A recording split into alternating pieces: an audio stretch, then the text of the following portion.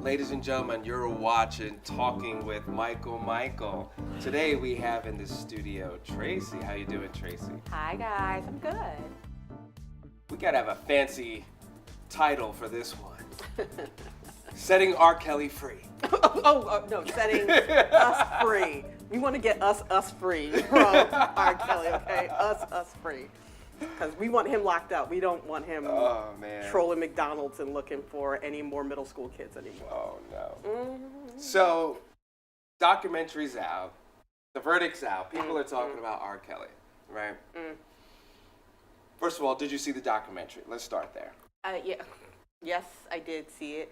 Okay. I didn't see it when it first came out, but where I work in an organization where African American issues in the news, current events, is just wildfire. It's just so there was no way for me to, one, not be aware of it, and two, I have to watch it because then I'm iced out of all conversations during lunch or. So anyhow, because of it, I actually watched all six episodes in one night. All right. And I told folks, like, I'm pretty good, but I definitely have a good taste for the macabre. So I was able to do all six episodes in one night. Okay. And by the end of it, I was I burned sage in my home, and then get all them bad spirits out. Then I had to burn some frankincense and myrrh to invoke the name of Jesus. I had to do a little bit of herbs so then I could go to sleep. So I'm not having nightmares of this piece. But what I found is the consequential, the sequential conversation that happened after that. It really wasn't really touching upon. I found there was just so many important issues that people weren't touching on. So like one of my pet peeves I was telling you about is about the non-disclosure agreements of how these laws are designed in a way to protect one, but it's allowing predators to prey on us.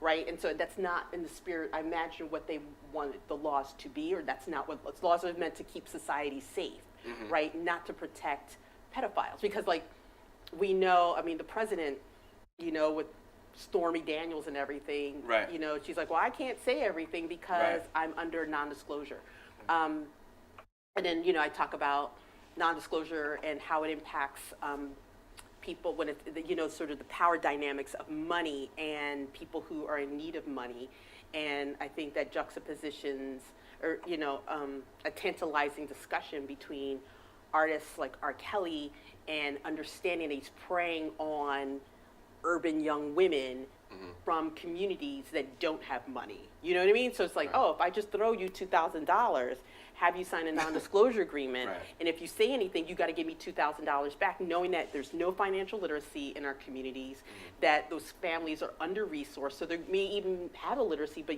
overuse the money for really good things, but now they have to come back with that $2,000, $20,000 and pay it back. They're going to keep silent, and that's not in the best interest of justice, right? Whether it's the letter of the law, the spirit of the law, or keeping us safe. So anyhow. But also as a documentary, it was very one-sided. Yep.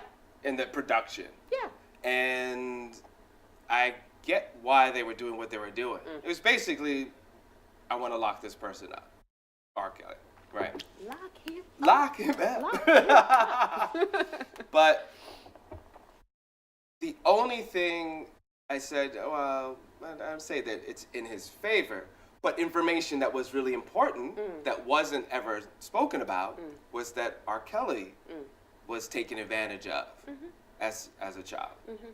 And that was something that I think could have been explored. A ton.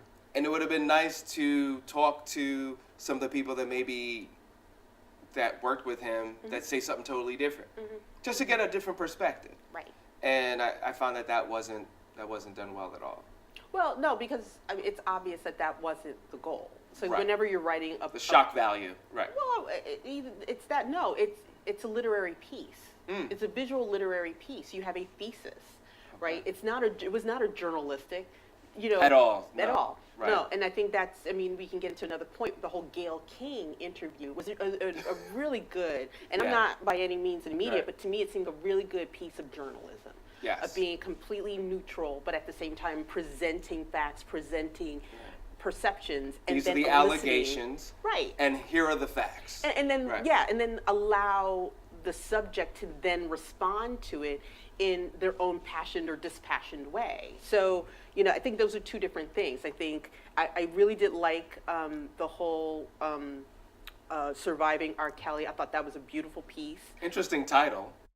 Child, we all need to survive that documentary. That's what we need to do. Two generations trying to survive and figure out, how do I feel when this music is being played? Because it's so infused, with our weddings, bar mitzvahs, ball games, everything. Shit is played in church.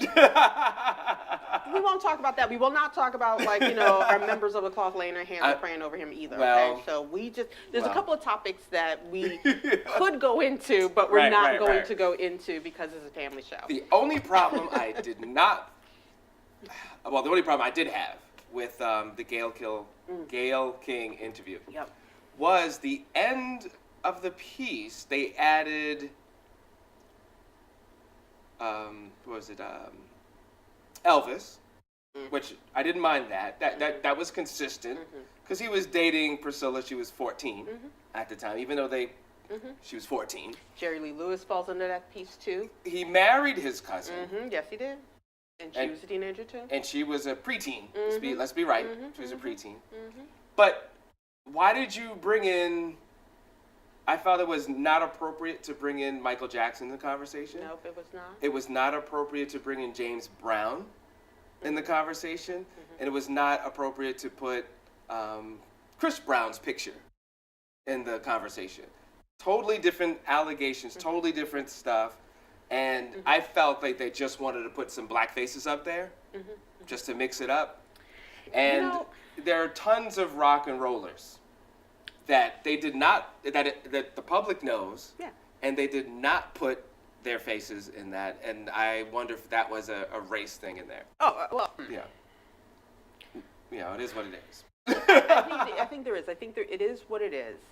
And it's really hard to even comment it when there's an understanding of power and money, and there's systems behind it, right? Because I didn't watch the Gayle King interview live because when it was being played, I was commuting into the city. Gotcha. Hey, Jersey. And so I didn't watch all of it. I just watched because I wanted to hear and see his response. So I didn't watch the interview with the girls. I didn't watch the end of it. I did a couple of things. So, one, I honestly, because there's been a question of why Gayle, why Oprah, right? And I honestly think the Lifetime documentary caught them off guard, right? And I would speculate. If there was people in her camp, in both of their camps, why weren't you the one to break this topic? Right. Why is all this money, all this sponsorship, why is all this notoriety going to Lifetime? Why wasn't it on the Oprah channel? Why wasn't it on, so you remember, because it was around that time where you had, what's her name from Good Morning America, Robin, right? Robin, what's Robin's last name? Robin, what's his last? Anyhow, because what's coming to mind is Robin Williams. That's not Robin. No, wrong Robin. But Robin Roberts, that's what it is. So anyhow, you had her doing the Jussie Smollett. You've got the Lifetime coming through. I'm sure in their market, they're like, where's Gayle? Where's Oprah for these big, huge breaking things? And I think there's an element of messiness that came through, scrambling to try to find how can we get people, how can we get back, somebody's moving into our turf. Right. We need to be and show our face and defend that turf. And so you just brought up something very interesting. The angle. Media. People want to sell papers. People want to get eyes on the tube for sponsors. What about these women that are suffering? And what about R. Kelly that needs help? Through all these years, ever since the Aaliyah, I grew up with this. Yeah. We grew up with this. No one's talking about this man needs help. It's either no, he didn't, People just want to get money. Yes, people are hurting and suffering and families are suffering, yes. But there's also a gentleman out there with a lot of influence and a lot of talent, say what you want, that if he was to turn his life around, I'm not saying that he's guilty for everything. Oh, I don't know, I wasn't there. All I know is something is wrong and he needs help. How come no one's reaching out with the label, family, friends, helping this man, knowing that he could be an instrument of change for other people that are hurting people? Everything can be an instrument of change. It can be, but there's no focus on making that happen. And that hurts as a... No, because I think it's sort of a conversation that's happened since R. Kelly, but I think since you brought up Chris Brown, it's, Chris Brown, that R. Kelly represents an indictment on the African American culture. And how do we treat those who have a problem in our community? We already know that mental health is an issue that we culturally have, that we don't discuss openly, that we marginalize, that we marginalize and minimize in our conversation. So, I'm sure people have an Uncle George. Don't lead them kids with Uncle George. I mean, I don't want to laugh, but it's a thing. But Uncle George gets a plate. He's allowed to come in, to Big Mama's house, and the kids is running around. But you say, don't let them kids hang out with Uncle. You know what I mean? It's not. We need to get him help. It's just either ignore, pretend it didn't happen, or just separate. And not to go too far, but this is the problem with our current system. Just lock people up, put them in jail, and do time. Listen. Free labor, and come out. There's no rehabilitation. Listen, a very simple but crude sort of overlap that I'm seeing is the element that, as African Americans, we still have not left the plantation. No. We physically have left the plantation, but culturally we're still on the plantation. There are... And I want you to expound on, I know you're going to say a point. Yeah, we're going to come back to that. It's okay. That's like the newest thing I'm obsessed with now. But the whole point is that, if we really take that analogy, if you just really simplify everything, and we're back on the plantation. Yes, take us there, and please. And no, I am not a historian, so I'm sure there'll be plenty of your viewers now or later who will augment, but I know I'm not wrong, but will augment what I'm talking about, is that violence wasn't a readily available thing on the plantation. Right. That we were always subjected to, that we were victims of, that we could not arrest and apply our own level of justice, right? And so, was there a means for us to survive in that space of violence, of just, you have to accept it, put your head down, and figure your way out of it? Right. Are the elements of alcoholism, drug abuse and drug dependency, of violence, domestic violence, of pedophilia, of abuse of others and those that are younger, is the mismanagement, what I call the mismanagement of power, are all of these things because we are still stuck. We have not discussed within our own communities, what does justice look like for us? So, like, for example, we keep waiting, whenever we're like, oh, why didn't somebody report R. Kelly? How come he was able to get away with it for so long? Well, the fact of the matter is, and this is where it goes back to me saying, it's an indictment on us. Right. We done knew that R. Kelly was sleeping with Aaliyah way back 20, 30 years ago, right? But I remember that me and a few of the black women on college, because I was on college campus when that hit, and we were saying, and I remember specifically speaking up when he came out with the song, You Remind Me of My Jeep, right? And I'm like, why is he objectifying women? There's something wrong with it, right? And all the guys were just like, oh, your braids is too tight, because that was back when guys' braids was coming out. Loosen up your tie, you just need some D, but we didn't call it D back then. You know what I mean? But so the whole point was that, like, there were entities that were saying there's something wrong, right? There's something wrong with the way that black girls are being treated and valued. And black women were the ones that say there's something wrong here. But because of power and fame and let him make his music, we're all having a really good time. Again, we figure out a way to not deal with the messiness in black communities. We look for, we look for distractions to do it. So like, I'm sure you saw Birth of a Nation, right? And so I thought one of the many, I love that movie, but one of the many poignant scenes. Again, the second one.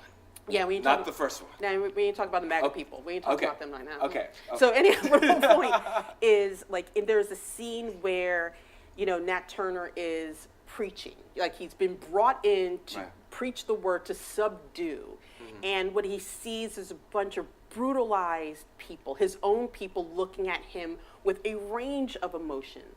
And what he does is that he goes into this theatrical interpretation of the scriptures. And it's really wonderful, and I'm not sure if people picked it up, was that what he was doing was giving an emotional release for them, to have that moment to scream, to shout, to like get out all that evilness. And that is the really interesting piece, again, of R. Kelly and R. Kelly's music. Is that he has given us in our own anthology, our own history, release, whether it's joy or pain or lust or whatnot, he's always done. But we never think about the fact that what have we exchanged for that? And we've exchanged where we think that we're getting our freedom, but we're still slaves being brutalized on the plantation because we haven't figured out what does justice mean for the black community, and how will we exact that justice irrespective of what the justice system, which was never designed for us in the first place, which we complain and we know. So it's not like all of a sudden like there's wool over our eyes. We know, but we still have not turned that corner and said, you know what, we're going to stop listening to R. Kelly's music until he gets help. But you know what, to your piece at R. Kelly, too, is that he's a machine. There's people that have protected them. There's an industry that's dependent on him.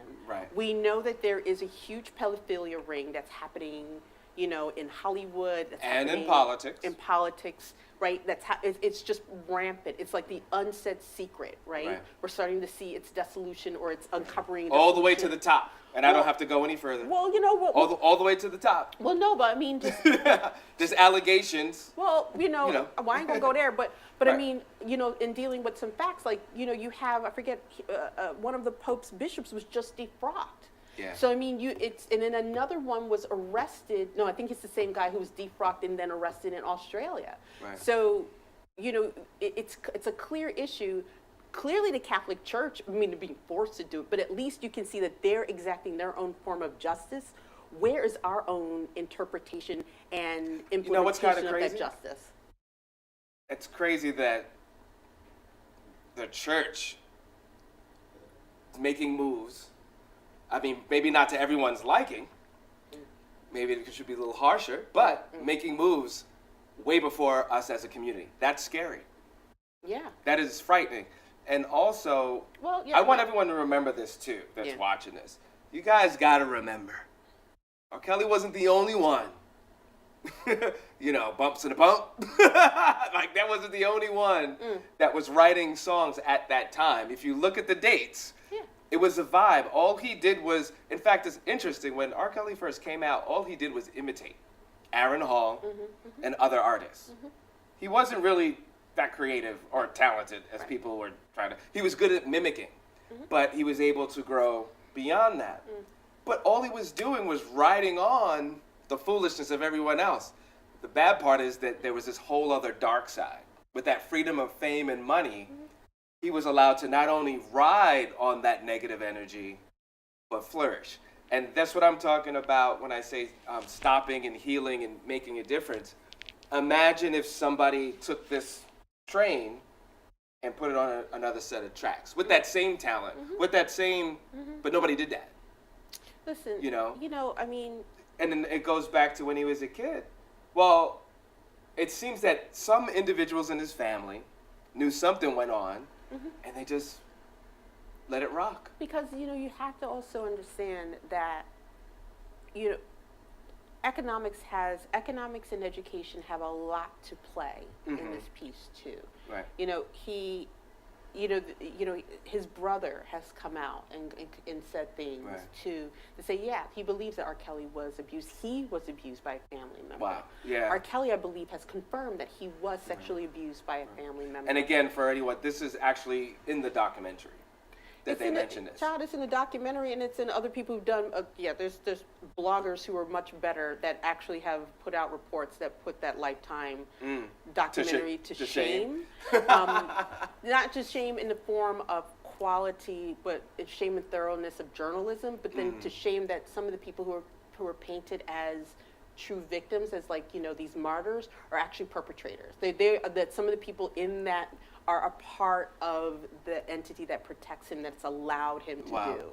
Let's talk about that, because that's... Well, yeah, I mean, you have to... I don't, because that's the blogger's information. Oh, okay. Like, I don't want to do that, but I would say go to YouTube and look up R. Kelly. There's a pretty good blogger. She's great. And there's some videos, too. I would say look for the one that's 45 minutes long, because homie's got receipts. Wow. Photographs, receipts, text messages. So, yeah, if I'm going to waste my time on YouTube, I'm going to make sure it's quality gossip. Make sure it's thorough. Yeah. Where do we go from there with that story? I mean, he's on a one-way ticket. Listen, he's going to go to jail, and he's going to get help one way or the other, right? Mm-hmm. But you think he'll get help in jail? Who cares? I mean, I'm sorry, that sounds really bad. But what I mean by that is that I'm a person that always believes that there's always a balancing of an account. I believe the universe. I believe, whether it's through frequency, if you want to believe in vibes, if you want to believe in the spirit, whatever you believe, I believe that there is a karma, whatever.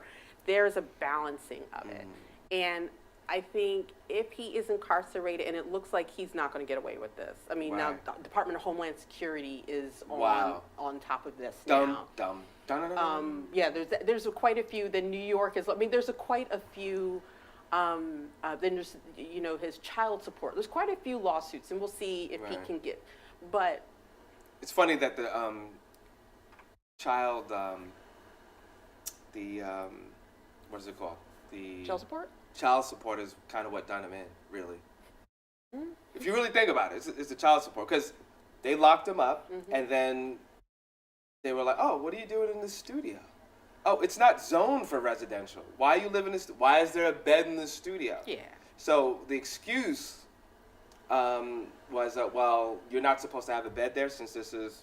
Now, they knew what he was doing in that space, but they went that route. And there's actually several people that were kind of done in either on taxes or random things on the side. Not exactly what we wanted to get them for, but when the system wants to get you, they're going to get you, all right? One way or another. I was just explaining to someone, it's like the whiff. It reminds me of O.J. Simpson all over again. Dum, dum, dum. That's right? That's what I was thinking of when I was... It's like they're going to find you on something. Something. Right? When they have... So, to me, I'm like, R. Kelly, his freedom days are numbered, because when they have decided they're coming for you, they're going to come for you. This is why he was, I don't know if it was crying or fake crying on the Gayle King interview. But either way, it doesn't even matter what his emotion was, but you could see something is, he's either worried or he's got a lot going on. He's got a lot going on. He's got a lot going on. A lot going on. And he was doing so well, so good for so long. Did you see him in Africa? Talk about, I will take you to America. He had those shots. Negro, are you doing some projections right there? Because have you had your shots according to rumors? Yeah. Seems like you hadn't. But yes, you could Google that. You can go on YouTube, check that out. There's videos of R. Kelly singing about bringing people to America. I think also Cook County really pushed to arrest him that first time, because after the documentary, within a week or two after the documentary, he's like, I'm going on a whirlwind tour. I really think that they actually drew up that arrest warrant to keep him here, because I think there was a worry that he would become a flight risk. Right? Yeah. So, now we're talking about, the pieces, now we're talking about the machination of the inner workings of a criminal investigation, of which Right. I am in no place to be able to make comment. All I'm doing is just commenting on gossip, yeah. on stuff itself, yeah, you know. yeah. But I think, but again, there are issues that we need to talk about. So back to your point of how do we help people who are both victims, you know, because they say hurt people, right? And there's a lot of sexual predators that were victims of sexual assault themselves. And there needs to be a much more mature discussion on how we talk about mental health. There needs to be a much braver and balanced discussion on, and I think that's really what you're trying to get at too, is balance. When we talk about sexual abuse, the conversation is always on a specific victim, and the victim has to look and be a certain way. Right? So, you know, if you go to, you know, the latest report out of Italy of the Peruvian woman that was raped by the 2 Peruvian men, and the appellate court overturned the earlier conviction because they said, because the perpetrator, the accused perpetrator, said that the woman was too mannish and too manly to rape. Wow. And so the courts actually believed them and exonerated the men. Because, and it's really, and that's just an example of because the victim doesn't look a specific way. Wow. You know, or whenever you have a young woman that's in court talking about rape, they're like, what were you wearing? What were you doing? It's because they're trying to fit and say whether you fit within a specific definition of a victim or you don't. Like, I was having a conversation with my siblings on Terry Crews, right? And so, no, because, you know, I was listening after, you know, during Me Too and, you know, just before around with the R. Kelly thing, there was like this group of, I call them hoteps, so, you know, of conscious black men that, you know, they have a movement. I call them that, they may call themselves whatever, or something else. But they were like, it's now like, victim is the new black. Like everybody wants to be a victim. And here comes Terry Crews talking about he was a victim of sexual assault. Oh, isn't it so, you know what I mean? So the piece is that we're like, well, he's got all the muscles. Why didn't he punch somebody? And the thing is that it's because in their minds, Terry Crews didn't fit what a victim should look like. Right. Because he's black and he's got muscles, there's no way he could be a victim. But being a victim, so there's that we need to have that conversation.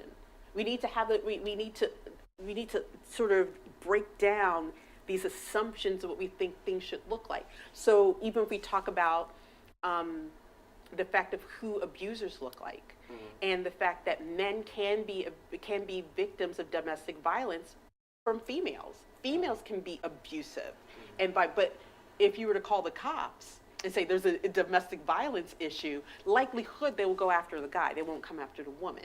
So, you know, if we really want to evolve in having this conversation, we have to really unpack what we've been told what things should be. Right. Yeah. I've said this in a couple of different circles. We have a lot of isms. We got the racism, we got the sexism, we got ageism, we got colorism, we got religion. We have a lot of isms. And the only way for us to move forward is to really connect with people based on what's in here and what's in here. Yeah. And will we ever get to that point? I don't know. I gotta make a little, this is not a funny moment, but I do want to bring this up because no one's talking about this. Hey, it's all right. R. Kelly's friends. Yeah, what about? The crew. Yep. If he's going down, They should go down too. the whole crew should go down. Absolutely. Which kind of me saying the whole crew should go down, basically. Yeah, they should. Because he ain't doing this by himself. I mean, even one thing that his wife said that I thought was really interesting in the documentary. When was all this happening? Now, I don't know if I believe that she was just totally ignorant of everything that was going on, but he obviously has a support system of people allowing things to go, and he has to have people close to him to keep him separate from others that would bring him down. Yeah. And you ain't telling me they're not partaking in some of these activities? Yeah, I think you know, you know. I mean, if you go back to the blogger that I'm talking about, and like I said, just look for the 45-minute one about R. Kelly. Right. Because she actually breaks down exactly who are all the people around him. Wow. She names names. Whoa. She's got text messages, and I don't want to spoil it because it is worth the treat. It is worth the treat. Um, Whoa. The child, anyhow. You almost had I was. caught the spirit. No. I was going to make another comment about her, and I just don't want to. I doubt that she would ever hear it. But any of her fans, I don't want it to be seen as disparaging. Right. But she names names. Okay. And some of the people that she names names are some of the people that are represented as victims in the documentary. Wow. That they're not, maybe they are victims, but they're also enablers. They're also people that participated in that piece. So, I don't want to report it because, she's done her own work, and, whether that turns out to be true or different, let her stand on it. I don't want that to come back on me. Right. Y'all got my IG account, so I don't want y'all to come back and say something about it.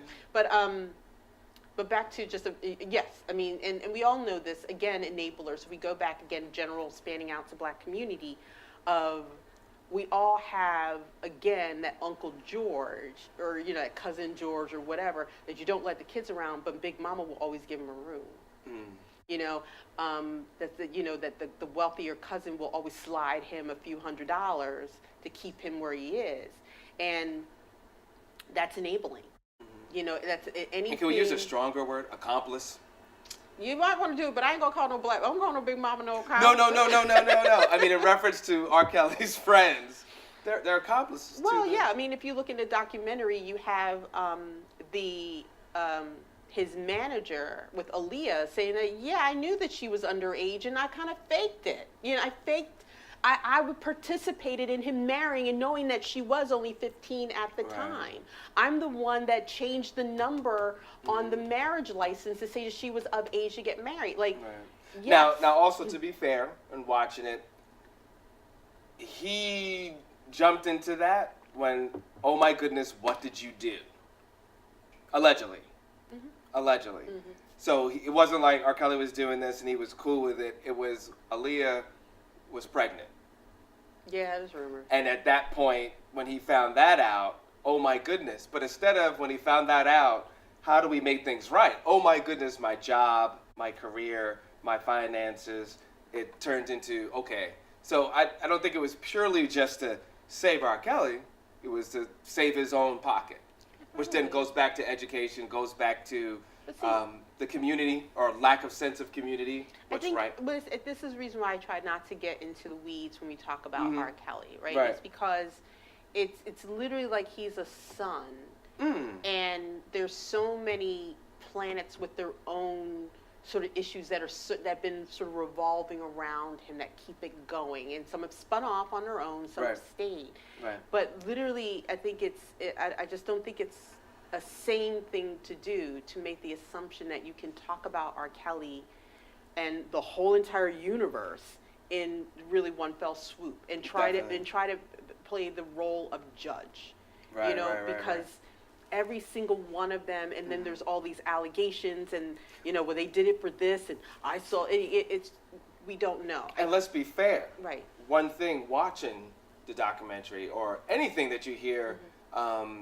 As far as people that were circling around R. Kelly as the son, all had issues.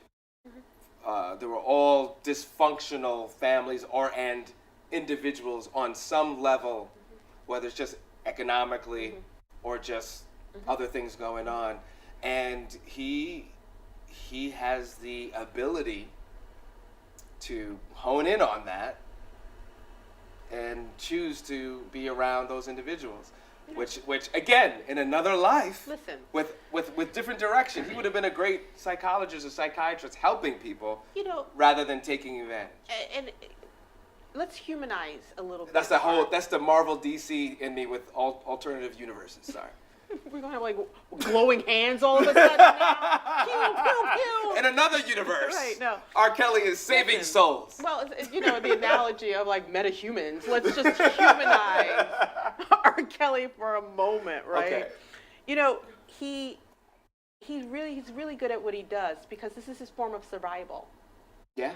Right? Often I've met people where like, why don't people speak up for themselves when they're in bad situations, right? Or why are people always bullying why are they bully? Why do they always default? Because that is what they've learned how to survive, how to get ahead, how to protect themselves. R. Kelly, it's very clear what we've seen is that he's just gotten really good. Crazy people who've been crazy their whole entire life. Right. You can't think all of a sudden because you showed up on the street, you showed up in somebody's life that you can like outthink and out intellectualize an insane person. Right. They're fucking insane. I mean, they're insane. Right. And you just have to, people do that. And I think that's part of what we do with interpersonal relationships, because that's a bit of this too. Is that we think, oh, and how many of those victims are like, I can change him. I can love it out of him. Right. How many, I can say if the female, how many times we meet an imperfect guy and we say, I'll just love it out of him. Like, no, this is how he or she has operated this long. And that's what makes it so difficult. No, well, let me finish on that piece, because it's not only, that is how they've organized their universe. And you attract what you need in your life. And so if he is a pedophile, if he is, I think that he sold his soul to the devil, honestly. You know what I mean? And so if indeed, let's just take that analogy in itself, is that you're going to attract people who want that. People of the darkness. They feel comfortable in the darkness. And so that's what I was telling someone. I'm like, why did you think that these people that were around him would be squeaky clean? Like, he's just a pile of shit. You should know there's just nothing but flies and grossness all around it. Right. Because you can smell it a mile coming. You're coming a mile away. So I think that's the other part too. And I think so this is where you're saying that how can we heal from it? One, we have to be willing to look at the ugliness of ourselves. We have to be willing to look at it both within ourselves in the mirror, but we also should look at ourselves that we are reflected in the people that we keep around us and that we attract to us. And if we really get much, I think that we need to spend a lot more time looking at ourselves. And that's what therapy is really good at. And again, that's really this aversion that we have, it's hurting us. It's not really engaging in mental health. Is hurting us in our own sense of awareness. It's hurting us in missed opportunities to free ourselves from past hurts, free ourselves from misguided understandings of reality. And because we don't do it, we project it onto other people, and we fall back to our own forms of normalcy to get through and survive. So sometimes these people don't want to go to men because they're just like, I don't want to uncover. I don't know. I feel like, so there's a person that I know that I work with, and they decided for Lent to give up social media. Okay. And it's because they realized that social media was a distraction. Well, now they're losing their shit almost because, because I mean, if you spend your time running away from something, and I used to say this all the time, if you garbage comes into your life and you don't deal with it, you're pushing it into the back of your mind. But your mind is a finite space. And it's almost like a spring that you keep pushing back and pushing back. At some point, the pressure is going to get where it's just going to burst forward. And what happens then is when you're like losing your shit, I mean that in a disparaging way, but like, because you can't control when it comes out.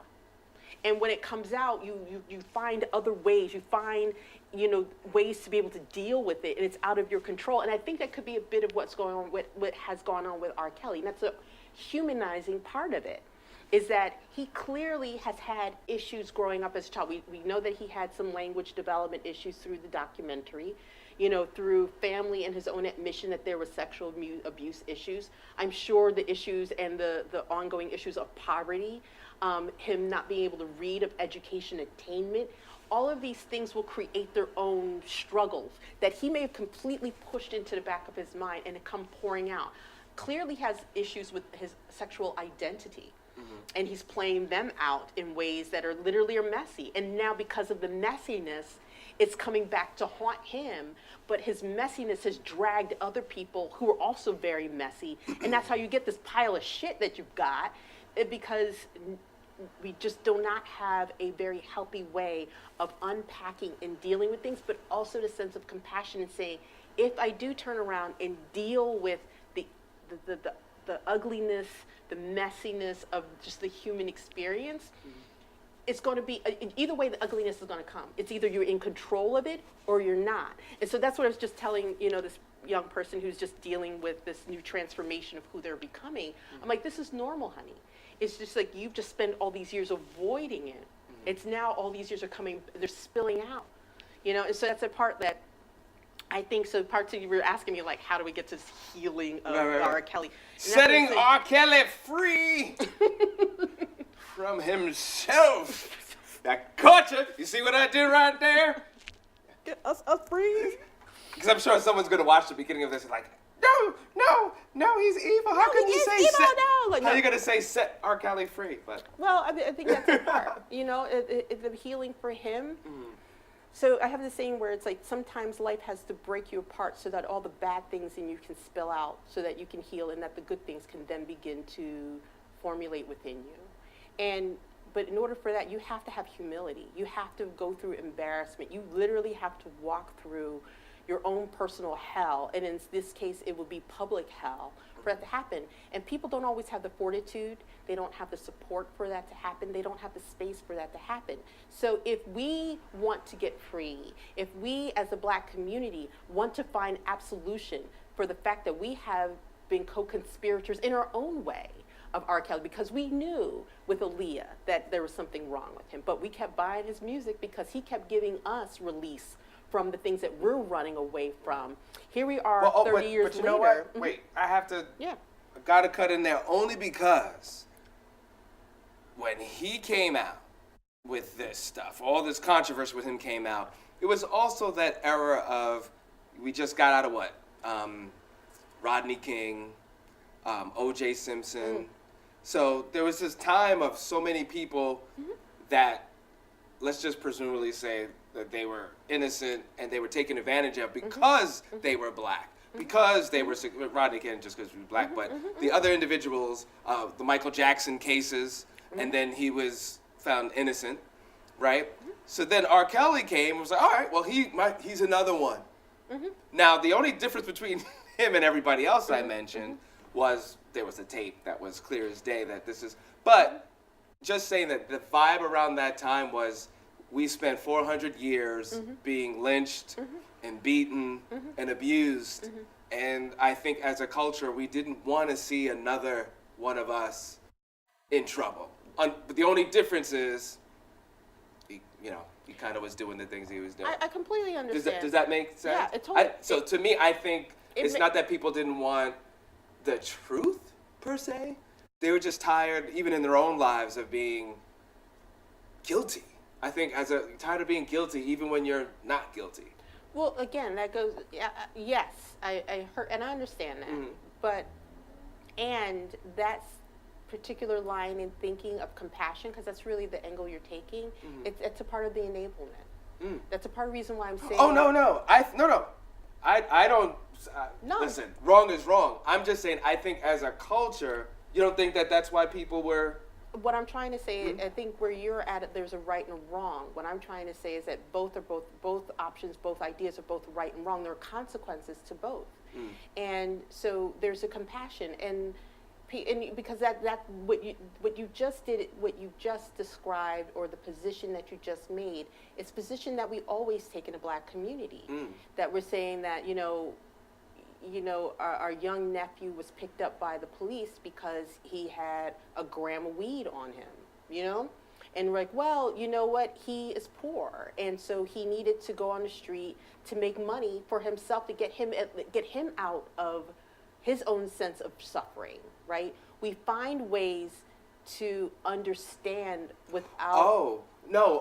What I was coming from was for the media of all those that did not do anything at all and are picked on by police. I mean, because that's not too short of NWA with F the Police and all the stuff that was going on around.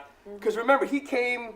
Actually, he's lucky that all that came out at that time, where people just they couldn't accept reality. No, I'm not even going to do that. I can't because at that same time, there was also the same, and it's the same conversation I was saying when Black feminists at that time, when I was in college, I know, sit up straight.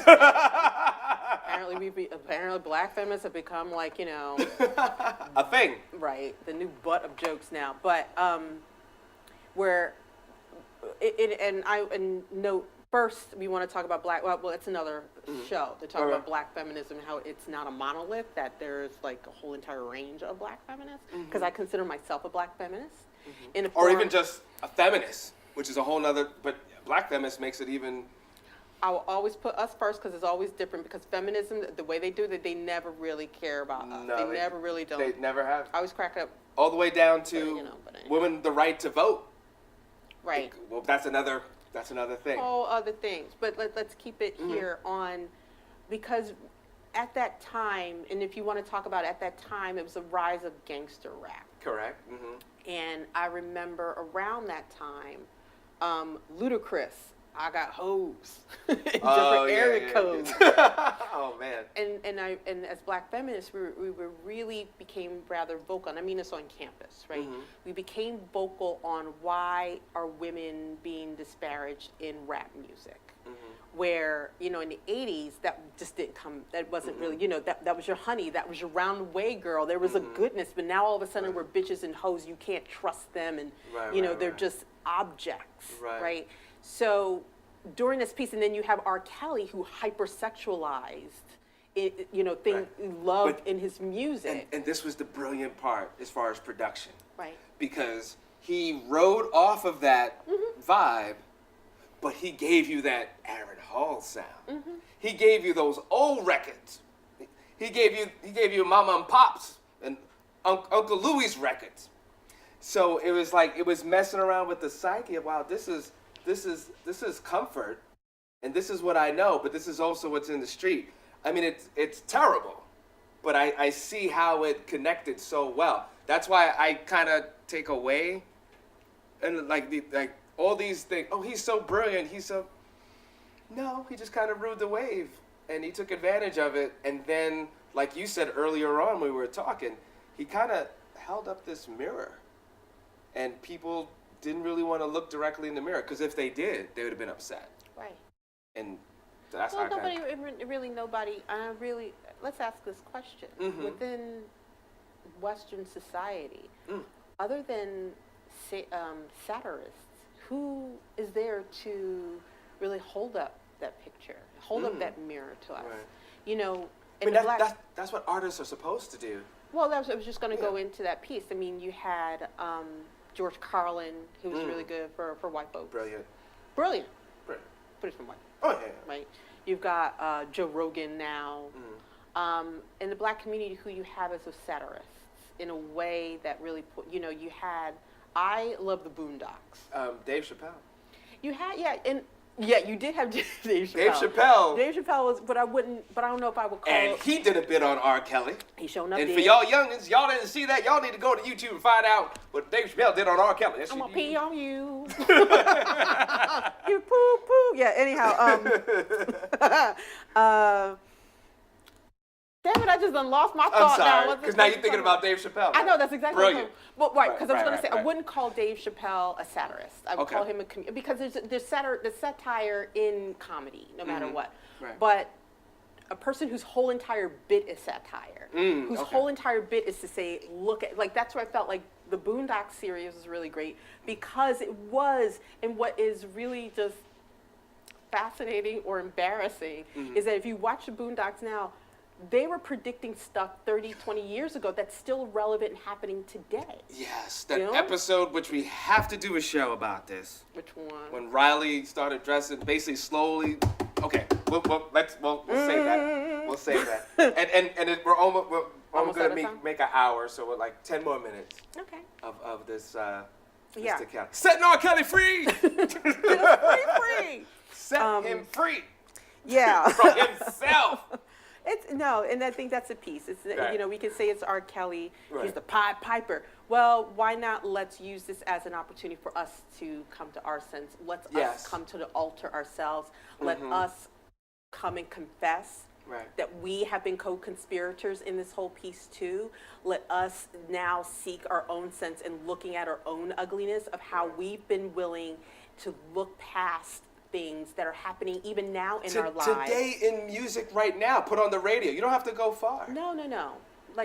If you really want to get true change, you you can't keep pushing this out on something, you can't keep projecting it onto something.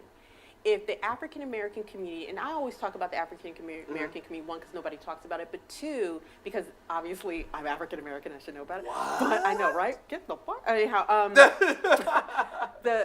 you have to start with yourself. So I use this for all any of the nerds that are out there who like did philosophy of any sort in college. I always love Aristotle's. I believe it's in his book. I think it's just through this introduction. I think it was through politics. I think his book Politics. But anyhow, he talks about and he lays out where the word politics comes from.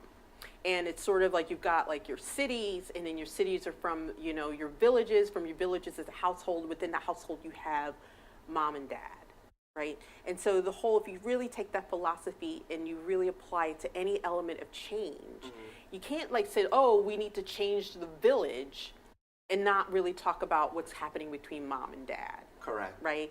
And if you really even go even further, which, I was doing when I was in college, of like, there's a mom and dad that we all have in our own heads. And so the whole point is that if we've been projecting and we've created an R. Kelly, right? Then we have to be willing to say there's an R. Kelly in us. There's an R. Kelly in all of us. Now, maybe it's not pedophilia, but maybe there's some other vice. That believes they can fly. That's flying all around with his ass showing. But perhaps there is a vice that was in all of us that we don't want to look at, that we are finding ways to normalize because it's just too painful, because we don't have the time for it. And the thing is that using therapy, whether it is something formal where you're sitting on a couch and going through it, or you're talking honestly with friends about it, or you're making a meeting for it, or you're joining a support group to talk about it. If we really want to get us free, we have to free ourselves from it. We have to be willing to do it, because otherwise all we're doing is playing house when it comes to justice. We will never be able to find our own form of justice, independent justice, if we can't even give our own sense of compassionate justice. Question, or a statement, or all of that. We'll see how it comes out of the mouth. I love the randomness coming. That's great. The only reason people are invested in this at all, that aren't obviously part of the families that were affected, because he has a bunch of hits. We saw him growing up. He's famous. He's rich. And that's it. It's the only reason. Nothing more. So, with all that being said, can we separate ourselves from the artist and from the music? Because obviously, the energy behind all this, separate from right and wrong. The energy behind all this is because I don't see, all that stuff. Right, I don't see nothing wrong. I'm so glad you brought that up, because here I've been sitting for this past, 45 minutes, 50 minutes, like, oh my God, I got it all together.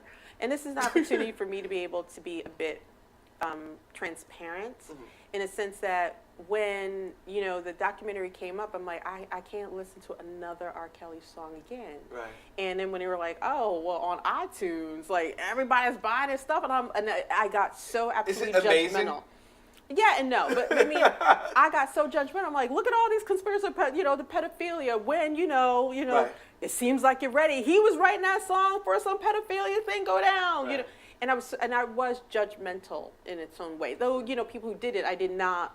I didn't judge them necessarily, right. but I have to admit that I was judgmental in that space, right? But I still felt weird, in a sense of like, do we have to get rid of all of it? With Bill Cosby, I'm like, they're like, well, I'm not giving up the Cosby Show. Right. Also, I don't like how. Okay, you have the kid thing, which is okay. Right. We're not even going to sit there and debate right and wrong on that. Right. But you have a bunch of adults that made a decision to have a relationship with this man, whether it's, which I did thought was very interesting during the Gayle King interview, where he says, I'm not perfect. I made mistakes. I had relationships that didn't work out. everybody else has relationships that didn't work out. And I think that's a fair statement. I think that is fair. And I think it's unfair to, as a public, consuming this, all this is gossip, it's news, north, east, west, and south, and consuming this and putting his weird or these kind of relationships with just straight up, you broke the law, you should not be messing with kids. I don't think should put it all in one soup. No. And I think people are doing that, though. No. In their commentary and the news. Well, no, because that's what he did is a form. I forget the name of it, but it's a form of defensive argument. It's a neutralizing of it. Well, we've all done it. So there is a quote from my old pastor when I used to go to church way before. Now if I go to church, I'll burst in flames. But way back when, he said, "It's always the thief who justifies his stealing by saying everybody else steals." And it's the same thing what he's doing. It's just like, oh, you know what? Yeah, I made mistakes in relationships. We've all made mistakes. But there's like small mistakes, and then there's sleeping with children. Right, right. But that, if you understand it, now if you've taken that same position, what he did is he made you again a co-conspirator. And you like sat there like, yeah. But it's because it was at that moment we lost freaking focus on something because again the Pied Piper was sitting there like, think about it. Think about it. You know what I mean? So McDonald's makes me think of home. I thought that was brilliant. Someone wrote that for him. He's like, well, wow. I like thinking of home. But anywho. Like it's called drive-through, homie. Damn. I know. I would say at this point, setting R. Kelly free is first. We need to set ourselves free as an audience. Yeah. And we need to think. See what I did right there? Yeah. So what's your social media? Oh God! If you dare, it's that one. It's Scarcasmic on Instagram. That's awesome. Now mine isn't that. Okay, just in case people. I'm sure it's a lot simpler. Yeah, just Michael 7 Michael, super simple. Well, thank you so much, and I think that's the lesson at this point, is for people to set themselves free. And it's interesting when he had that drama years ago, I didn't buy any more. R. Kelly. I think I have one R. Kelly record.